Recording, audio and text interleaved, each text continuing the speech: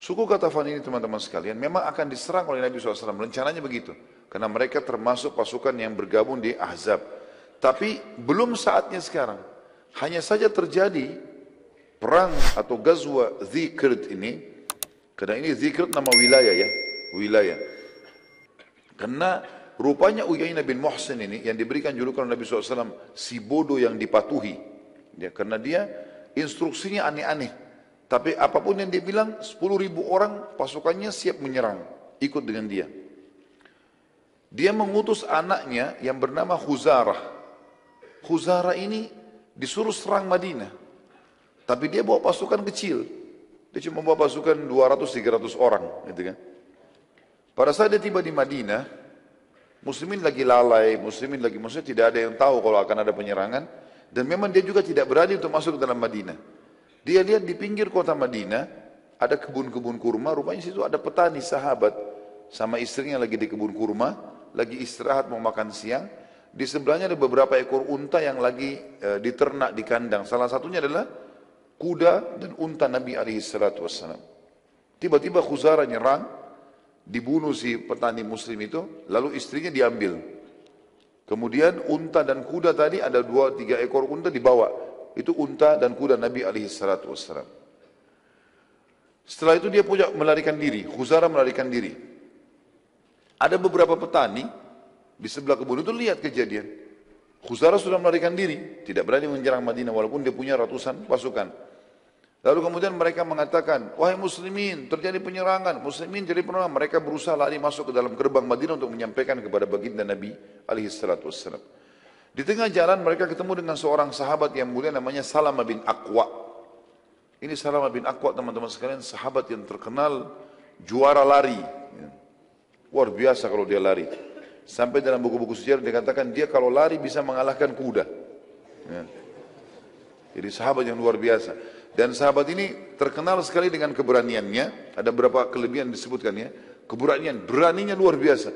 Sebanyak apapun musuh dilawan walaupun dia sendiri. Yang kedua keterampilan duel. Kalau gulat, berdua, main pedang, ahli. Kemudian juga dia paling hebat kalau berkelahi itu dalam jalan kaki, tidak menggunakan kendaraan. Dan dia terkenal dengan kecepatan larinya. Waktu beberapa petani masuk pintu gerbang Madinah, Salamah bin Aqwa lagi lewat. Mereka mengatakan, muslimin pengkhianatan, suku Ghatafan datang menyerang. Kata Salamah, di mana mereka? Salamah bin Aqwa. Kata petani, sudah lari. Mereka membunuh satu orang petani dan satu istrinya dibawa lari dan mengambil unta dan kuda Nabi SAW. Maka kata Salamah, baiklah, sampaikan ke Nabi SAW dan aku akan menyusul mereka dengan 2 kakiku ini. Dan betul-betul dalam kisah ini dikatakan Salamah bin Aqwa lari dengan sangat cepat. Padahal pasukannya Khuzarah pakai kuda. Dan berhasil ditemukan. Dia berhasil menemukan pasukan yang 200 orang itu. Salamah bin Aqwa waktu kelihatan dari jauh, Salamah duduk sebentar dilempar anak panah, mengganggu mereka. Anak panah ini jaraknya jauh, bisa 100 meter, 200 meter bisa jangkau kalau orang yang mahir gitu kan. Maka yang terjadi, Khuzarah berhenti. Dia cuma 1 orang. Disuruh serang. Waktu diserang, Salamah punya cara strategi, dia lari ke arah Madinah. Dan dikejar sama kuda nggak bisa ketemu. Karena cepatnya gitu kan. Jadi dia lari-lari nggak bisa dikejar. Kemudian setelah orang-orang ini menganggap sudah lepas nggak bisa, mereka kembali, Salamah kembali lagi, panahin lagi mereka, begitu terus sampai beberapa kali. Akhirnya kata Khuzarah, orang ini punya pasukan di belakangnya ini. Ini orang cuma mau menunda kita ini, bukan mau perang dia. Maka Khuzarah pun akhirnya mengatakan pada pasukannya, kalian semua pulang. Bawa tawanan ini, si perempuan muslimah ini, bawa unta sama kuda ini, biarkan saya, dia dengan adiknya namanya Habib, dan ada 2 orang lagi pasukannya dia, 4 orang nunggu di situ. Pada saat itu teman-teman sekalian, para petani berhasil menyampaikan info kepada Nabi SAW. Tanpa menunggu, Nabi SAW mengutus pasukan 200 orang. Dan 200 orang ini dipimpin oleh Sa'ad ibn Zaid. Sa'ad ibn Zaid radhiyallahu anhu.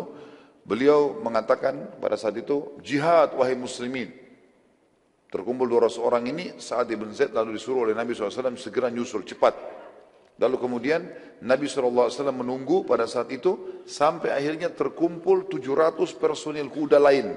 Selain 200 tadi ada 700 lagi. Dan Nabi SAW memimpin sendiri 700 itu. Makanya dinamakan Ghazwa. Dinamakan Ghazwa. Salamah bin Aqwa terus saja beradu sama 4 orang ini.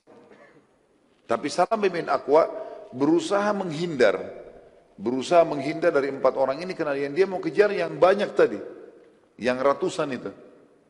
Maka dia berusaha menghindar sampai dia berhasil meloloskan diri dari 4 orang ini. Dia mau mengejar yang 196 orang tadi. Maka yang 4 orang ini tiba-tiba kaget pada saat itu waktu mereka mau kejar Salamah. Rupanya pasukannya Sa'ad yang 200 orang sampai, Sa'ad bin Zaid tadi. Sampai. Di dalam pasukan ini, rupanya Sa'ad mengutus, di dalam pasukan ada satu orang namanya Abu Qatadah. Radhiyallahu anhu, sahabat Nabi yang mulia. Abu Qatadah ini terkenal juga dengan keberanian dan keterampilan perangnya gitu. Dan ini juga pelajaran teman-teman sekalian. Berarti memang para sahabat itu punya keterampilan individual dalam keterampilan perang. Mereka belajar semua. Dan ini teman-teman juga perlu belajar bela diri, belajar keterampilan. Dan niatnya untuk olahraga dan sekaligus satu waktu kalau dibutuhkan.